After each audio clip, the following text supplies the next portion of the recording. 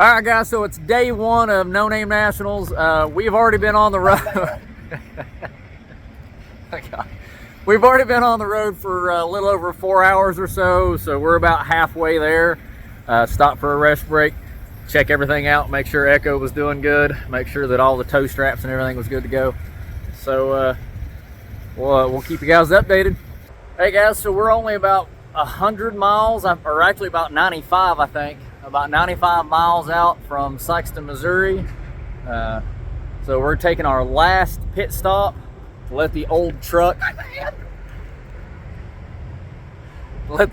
take a break and check the toe straps and make sure Shannon's still alive because he's been on the road now for like 14 hours. So yeah, last pit stop until we're there.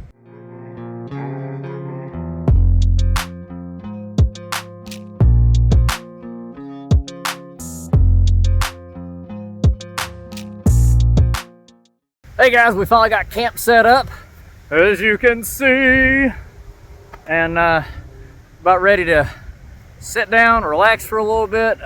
Everyone's supposed to be heading over to Lambert's at 6. That place is going to be pretty packed, so I don't think I'm going to eat there, but I'm definitely wanting to cruise down there with everybody else and go check out all the cool cars. So I think it's what we're getting ready to do here in a few minutes.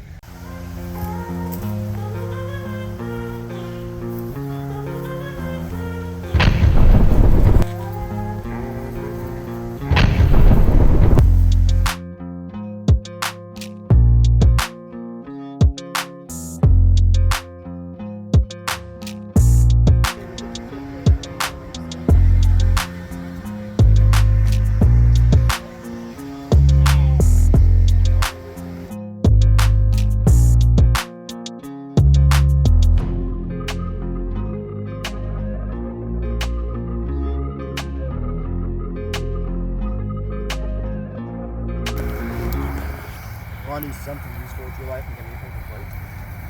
Nah, I'm gonna go keep being useless. No, I was gonna start blurting out a bunch of awful stuff so you'd have to censor it. all they get on the audio. This is all good. Every bit of this is just gonna be B-roll with like music over top. It's like, yeah, we're... No, you're gonna have to put it in the bloopers and then just beep a bunch of it out. Just beep everything out. Yeah, every word. So it just sounds like we're saying nothing but awful profanity. They're like, Jesus Christ. Like, I didn't even think there was that many curse words. You got paper plate? What are you looking at? Okay, so even though the day has pretty much come to a close and we're all set up for camp and we're really about ready to go to bed, as we were driving back, we noticed that there is an issue where I put their new racing suspension on Reaper. It lowered Reaper by like 2.5 inches or so, and of course with the pannered bar style setup, that shoves the rear end over to the left. There's the passenger side and the driver's side. You can see the driver's side sticking out a little bit. So the problem we're having is it's rubbing the tire anytime that I kind of get on it and launch a little bit, which there's not, you can't get 2 fingers in there. So we're probably going to have to makeshift roll the fenders maybe, but I'm going to try to, we've got an adjustment. I got an adjustable pannered bar right there. Bam, there it is. So we're going to try to adjust it and center the rear end back to the, back centered again, and hopefully that'll be enough that we won't have to roll the fenders. I don't care to roll the fenders, I just don't want to have to do it at the track. So let's see how that goes. Okay guys, good news. Luckily this adjustable panning bar is really easy to adjust. A couple quick turns on that, and look at that. Man, what a difference. I still think we're going to end up having to roll the fenders most likely though,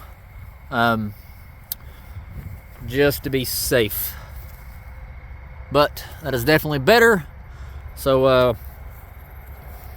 now of course tomorrow we're going to go ahead and we'll probably run the car for a little drive, do a launch or two to help compress and decompress the suspension, let it settle, and then we'll come back and check measurements again. And of course, if it needs adjusted, we'll adjust it from there. But that should do us. I think we are probably still going to try to roll the fenders just to be safe, because I don't want to get out here and do a pretty heavy launch on the track and rip the tire all to hell. So But I'm done.